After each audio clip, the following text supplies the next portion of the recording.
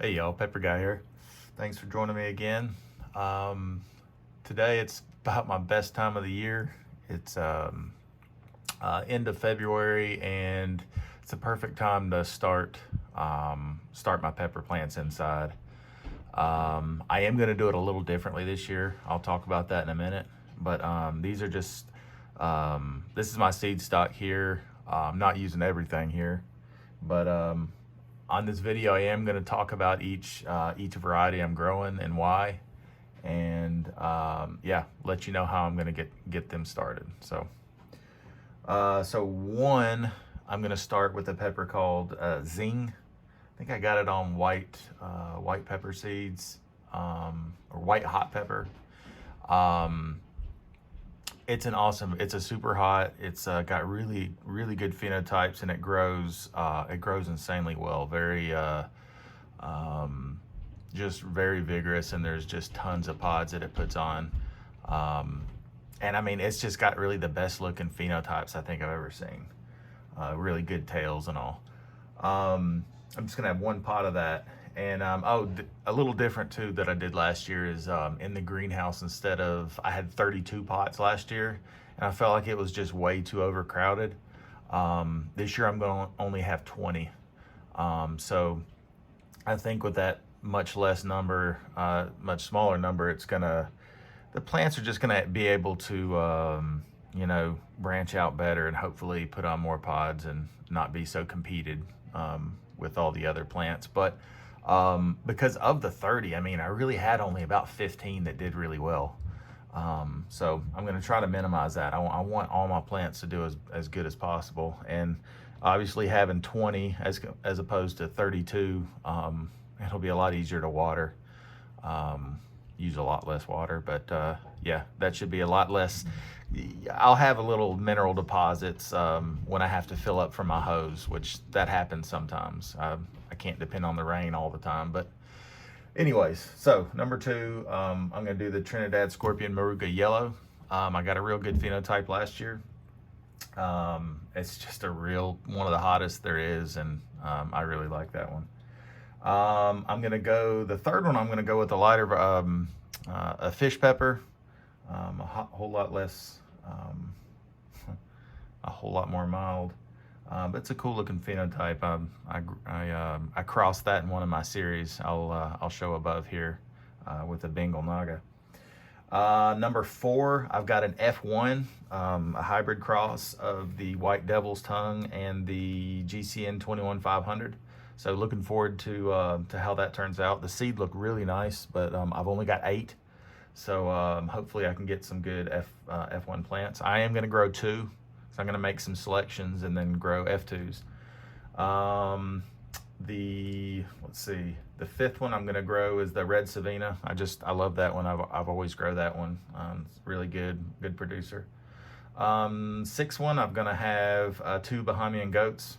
Just a really good habanero variety.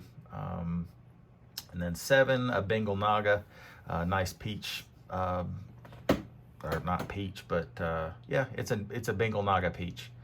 Good ghost pepper, and as well as Jay's peach. They're kind of similar, but I like the phenotypes on Jay's peach a lot better.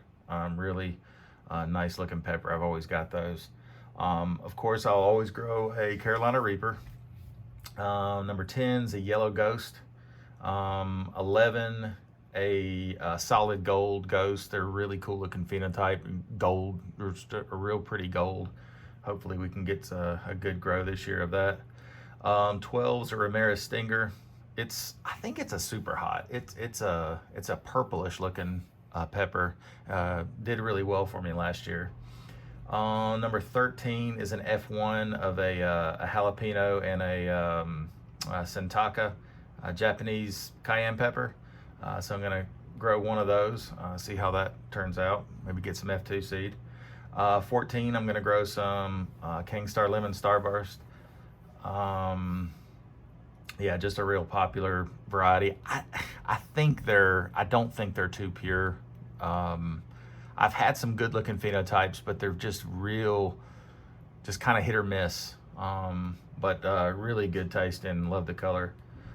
15, it's called the Vols. I'm a big Tennessee fan, and it's just a nice looking orange color. It's about as close as I've ever seen to the Tennessee Vols.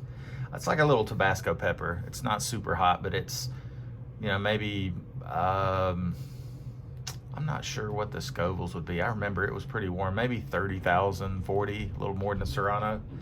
Then 16 is a Red Fury. Did really well last year. I want to grow that again. And then 17 is a mystery. It's got a great phenotype. It looks just real gnarly. It's a super hot variety. And then 18 is a 7-pot Nebrew. Let's see. Oh, one more I didn't name actually. I'm gonna do a Trinidad 7-pot Douglah as well. Okay, and then so that's all my indoor ones. And then outdoors, I'm gonna grow in 10-gallon cloth pots. I'm gonna have 2 white ties. I'm gonna grow 2 different chiletepins, which I'm not gonna germinate the chiletepins like I am all these. I'm gonna, I'll link the video that I made soaking the seeds in bleach. That works really well for me. So I'm gonna have 2 plants. Those are gonna be outside in those 10-gallon pots. I'm also gonna have 2 sweet pepper, what are they called? Tollies, forgot the name. Let me see, I've got them here. Tolly Sweet Italian.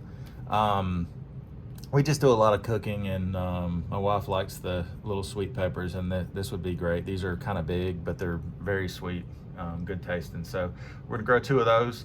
I'm gonna grow 1 serrano, just a traditional regular old serrano pepper. I love those, they grow really well.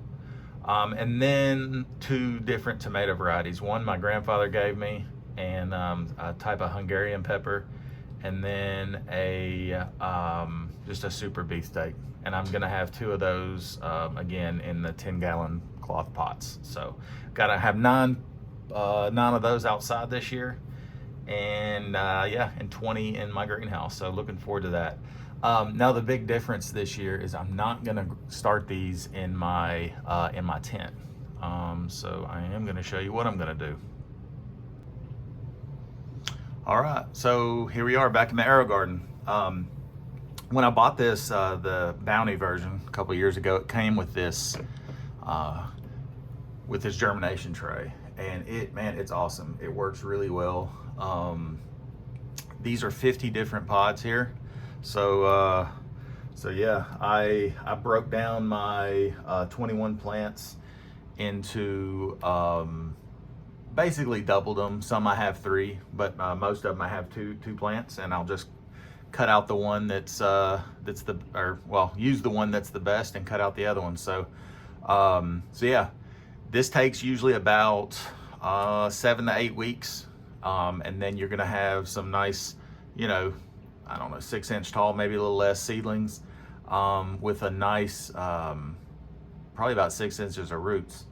But the good thing here is it doesn't root bound. It leaves the roots nice and ready to accept to be into soil. And so come about early May is when it's the perfect time to start plants outside because of the frost. And yeah, so looking forward to this. It's going to be a lot easier. Obviously, I'm not going to have to water every 3 or 4 days once they start growing, and I don't have to worry about root bound issues. So looking forward to doing it this way, and it may be the way I do it going forward. I have done it this way, and it's worked really well. So yeah, so this year I just decided to give this a start. But I will just show you. I'll do the first one, and I know y'all aren't going to want to see me do the rest. It takes a long time. There's no reason to show all that, but let me just show you how simple this is. See if I can get a little closer. Okay.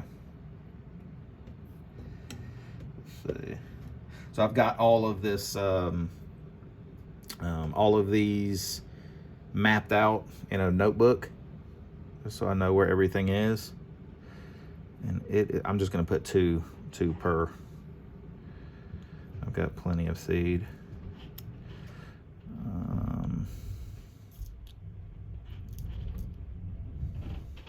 Sorry if you hear all that sound upstairs. We've got an old house and it's loud. Okay. So that was my Zing plant.